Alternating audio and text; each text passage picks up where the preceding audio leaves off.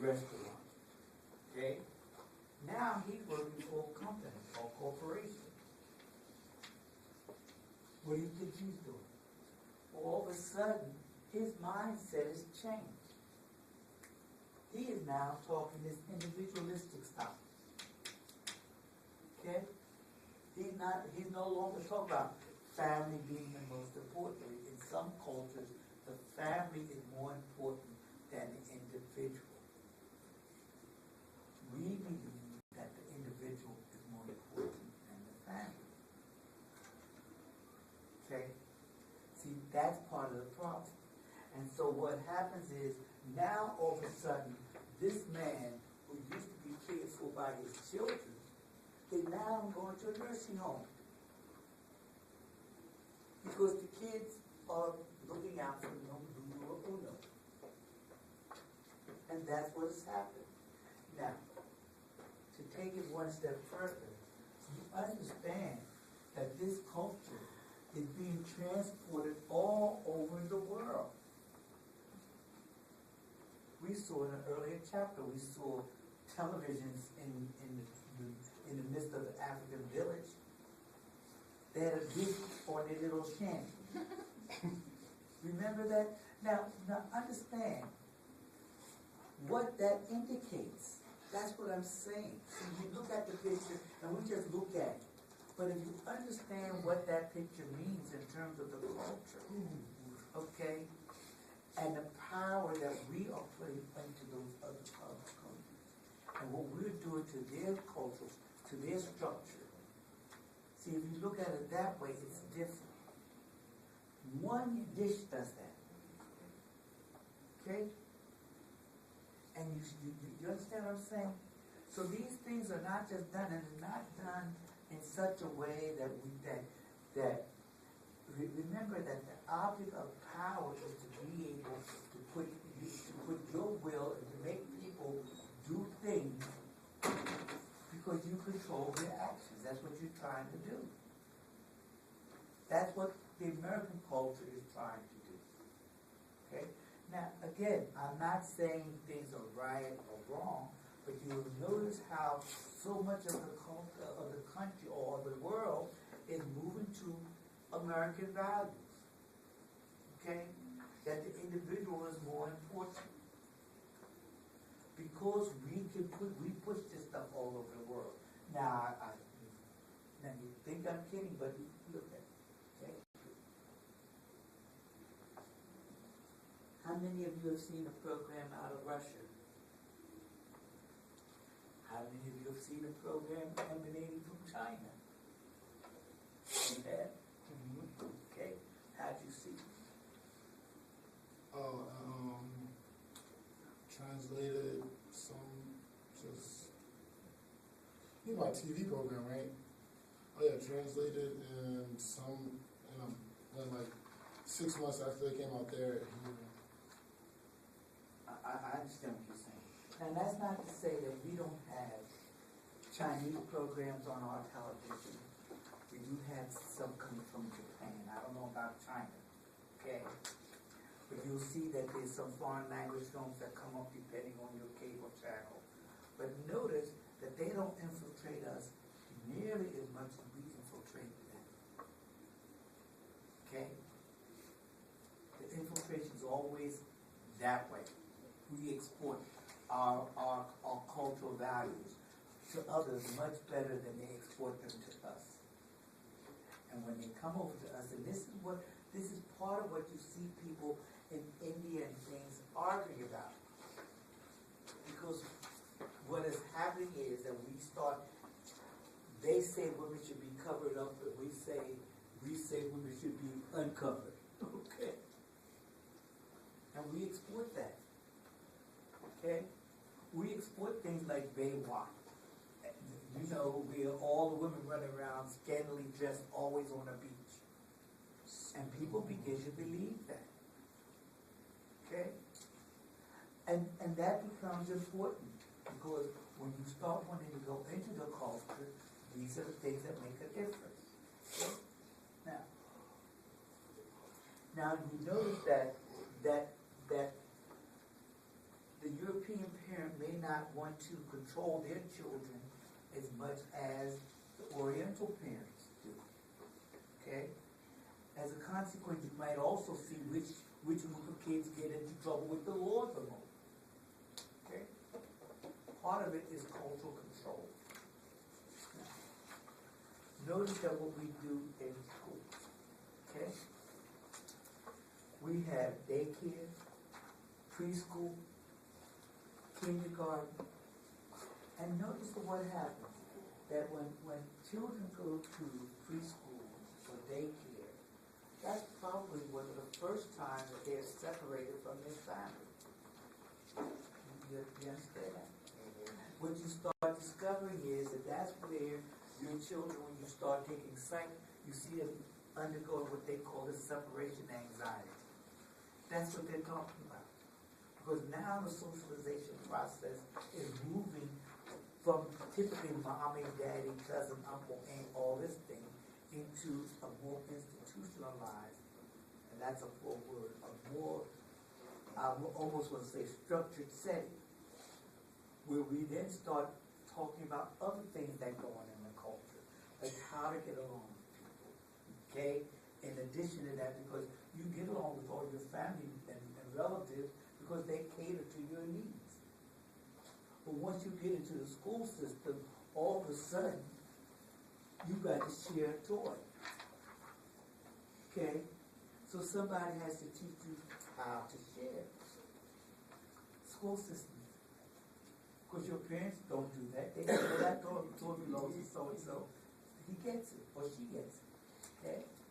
Now, so, notice the other thing that we do. At home, the kid runs around like he has no brains whatsoever. You put him in the school system, and what's the first thing you teach him to do? Is sit down and be quiet. Okay, that's what we do. I was a killer back in the day. That's right. Now notice something very peculiar, and this is my thinking. To me, that is so unnatural that we want a 3 or 4 or 5-year-old to sit down for an hour and just sit. Okay? But that's what we teach. Now, look how far we have taken this.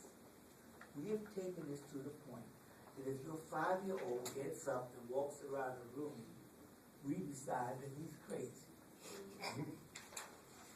That he needs to be medicated. For doing what is probably natural. You understand what I'm saying? And you know what? We all go right along with it. Give him some pills. We will start pushing the pills. Mess him up. Okay? Now, again, I'm not saying things are right or wrong, but these are things that we see going on all the time. These things always go on. Okay? Now, so the other thing that we do is we notice that in schools, okay, we start teaching competition. What is competition about? Trying to be honest. Trying to be the best. Best the other. Okay? The thing is that one, you have to work with a team. You must play your part, do what you're supposed to do. Okay? And we teach them this all the way up. Football becomes, they will start telling you all the value of football, because football teaches people how to do their share, how to work with each other, how to hold back what they have to do, because their job is to block the man, not to run the ball. Their job is to block the man. Okay? Now, and what happens is that everybody is taught to do his or her job. Okay? Thank you. Now, in addition to that, what happens is that notice how we always reward these people. Notice all the rewards you get in school. You get one for perfect attendance. Now, who cares whether you get perfect attendance? The parents. Do you need a reward because you went to school every day and that's what you're supposed to do? Just think about that. Do you need to be rewarded for what you're supposed to be doing anyway? Would that be considered considered like positive reinforcement. That's exactly what it is. Okay? Now, notice, your kids play baseball. All the people on the team get a trophy for playing baseball. That's individual achievement. Notice how we start putting this in that you must start achieving. And you must be better than the other people who don't get the reward. Look at it. We give people, your book says, if you make the honor roll, you get a reward. And you folks do this all the way up through school. Okay? You strive to be on the honor roll. Because that separates you from the masses. This is the way we pass our culture on. And then, other thing that we do, in addition to having school, and we talk about things like the family, our other cultural bearing thing is our media. Okay? Please bear in mind that we have the media starts playing with your children and passing on the culture at a very young age. Now, I would say that there's a little bit of an exception if you look at your PBS stations, because they pass on the culture, but they don't pass on the consumer society or the consumer culture, because most of your PBS has no advertising. Go to Nickelodeon, go to the Disney Channel, go to one of those channels and watch how much advertising they have for your children. And notice how much advertising they have that will say, before you order this, child, go call your mommy or daddy to come to the television. And they will tell the kids, and the kids will be 4 and 5 and run over there, mommy, come here, the person on television wants to tell you something. Mainly, how to order this product for me. Okay? And what happens is that you go up and look at the things. Do you know how long Barbie dolls have been in this culture? Your kids still play with Barbie dolls? You know how long that doll has been in this culture? At least 60 years. At least 60. Okay? Kids were playing with that Barbie doll back in Abraham Lincoln's day. Okay? And you will see that your kids, like there's that picture, the Titans, you see the Titans, where this child was playing with, she played with her dolls, and the other child, the two girls, and one of the girls likes football, and just all consumer football, and she said, well, you want to go out and have a cake? She said, no. She said, what are you doing? She said, oh, you're playing with your doll. She says, I am not. I'm accessorizing. Okay?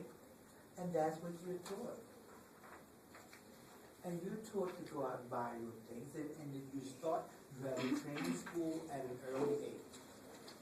That's what we do. And our media does a great deal of that. Okay? And I guess for the most part, we should look at peer groups and the workplace. Oh, shall we have that in the institution? All right.